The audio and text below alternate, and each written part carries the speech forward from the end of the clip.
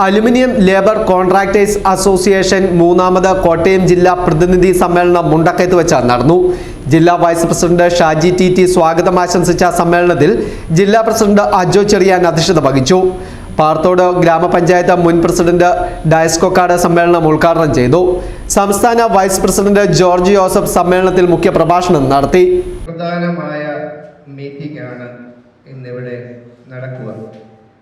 അതിനുള്ള കരുത്തുറ്റ തീരുമാനങ്ങൾ എടുക്കാനുള്ള അതിനുതകുന്ന അതിന് പാകതയും പക്വതയുമുള്ള നേതാക്കളാണ് ഇന്നിവിടെ വന്നെത്തിയിരിക്കുന്നത്.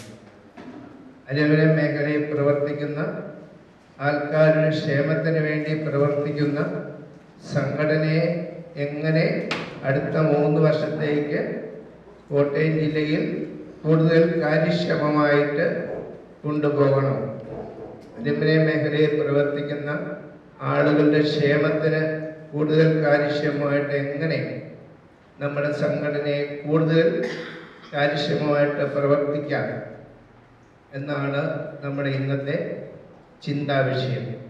കഴിഞ്ഞ 3 വർഷങ്ങളിൽ എങ്ങനെ പ്രവർത്തിച്ചു എന്ന് നമ്മുടെ സെക്രട്ടറി റിപ്പോർട്ടിലൂടെ നിങ്ങളോട് പറയും.